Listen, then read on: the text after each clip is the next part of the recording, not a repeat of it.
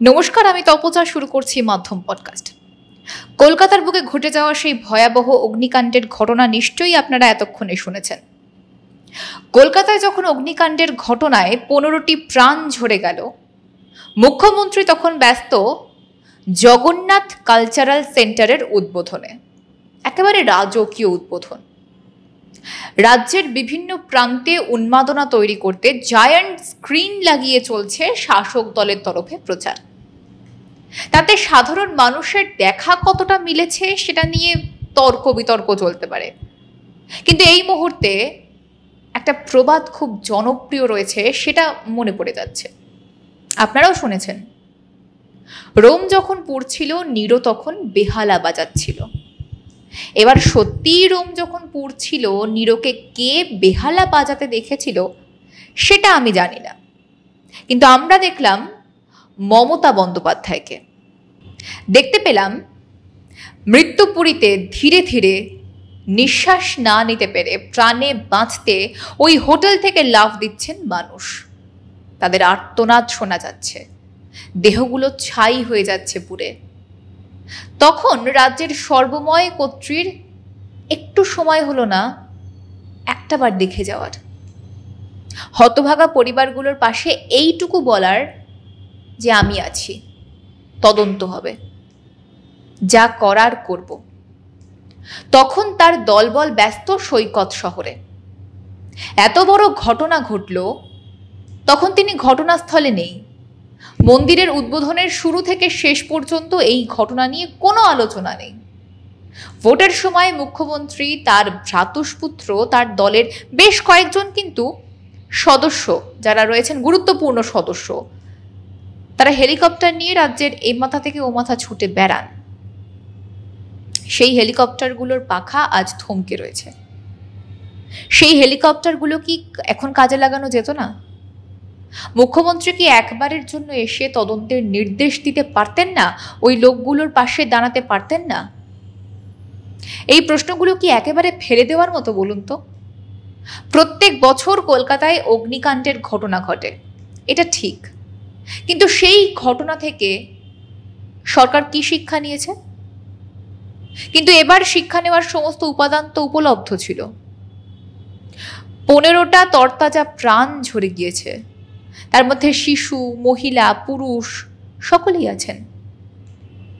ঝরে গেল এতগুলো প্রাণ, তারপরেও শাসক দলের নেতারা কিভাবে নিরুত্তাপ থাকতে পারেন? কিভাবে মুখ্যমন্ত্রী চুপ থাকতে পারেন? এই প্রাণগুলোর কি কোনো মূল্য নেই? কাশ্মীরে 28টা প্রাণ ঝরে যাওয়ায় গোটা দেশ নড়ে গিয়েছে, আর এই 14টা প্রাণ নিয়ে কোনো আলোচনা হবে না? কেন হলো এরকম ঘটনা? এই শহর যাদের চেনা তারা সকলেই জানে কলকাতার পুরনো বাড়িগুলোর কি অবস্থা। এক একটা বাড়ি যৌতুকগৃহে পরিণত হয়েছে। কোথাও বৈদ্যুতিন ওয়্যারিং ঠিক নেই, কোথাও অগ্নি নির্বাপন ব্যবস্থা নামে কিচ্ছু নেই। সরকারও জানে, সরকারের মন্ত্রীরাও জানে, আর যদি না জানেন তাহলে সেটা তাদের ব্যর্থতা। আর যদি জেনেও কিছু না করেন তাহলে তারাও কিন্তু দোষী হবেন। অগ্নি নির্বাপন দপ্তর প্রত্যেক বছর ফায়ার অডিট করে। এই ফায়ার অডিটের পর হিসেব নিকেশ করে কি পাওয়া যায় সেটা কি আমরা কেউ জানি? কার বিরুদ্ধে কি ব্যবস্থা হয়, টেবিলের উপরে কতটা, টেবিলের নিচে কতটা, কেউ টের পান না। আর প্রত্যেক বছর শীত হোক বা গ্রীষ্মকাল, রাজ্যের বিভিন্ন প্রান্তে অগ্নিকাণ্ডের ঘটনা অতীতেও ঘটেছে, এখনও ঘটছে। আগামীতে যাতে না হয় তার জন্য পরিস্থিতির বদলের জন্য সরকার কি করছে? মন্ত্রী বলবেন পুরসভার দোষ, পুরসভার প্রধান এবং আধিকারিকরা বলবেন মন্ত্রীর দপ্তরের দোষ। এই দোষ ঠেলাঠেলি করে আর কতদিন? কোটি কোটি টাকার ক্ষতি হবে, মানুষের মৃত্যু হবে, দায় চাপানোর খেলা হবে, কিন্তু অবস্থার বদল কি কোনোদিন হবে? 1 লাখ টাকার প্রশ্ন। অবস্থার পরিবর্তন ততদিন হবে না যতদিন সরকারের সদিচ্ছা থাকবে না। আর এদিন কি আমরা দেখলাম? বিরোধী দলের নেতার ঘটনাস্থলে যেতেই রে রে করে তেড়ে গেলেন শাসক দলের কর্মীরা। এটা কি সভ্য সমাজের দৃশ্য?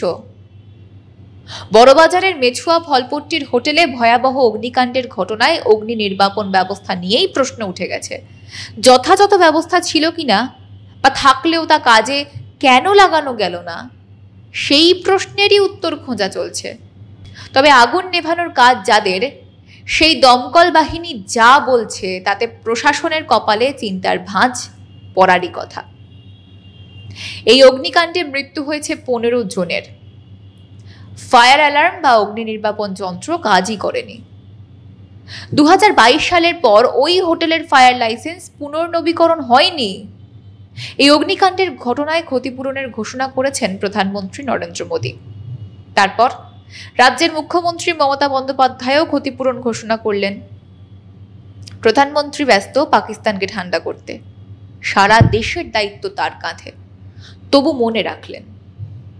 আর মমতা বন্দ্যোপাধ্যায় একটা রাজ্য সামলাতেই হিমশিম খাচ্ছেন।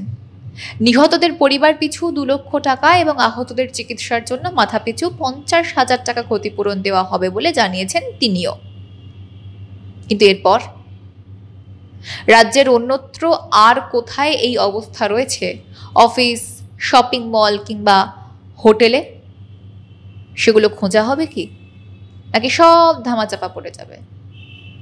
আপনাদের মতামত জানান এই বিষয়ে আমাদের কমেন্ট বক্সে। দেখা হচ্ছে আগামীকাল নতুন বিষয়ে, নতুন আলোচনায়। ততক্ষণ পর্যন্ত সঙ্গে থাকুন, দেখতে থাকুন মাধ্যম।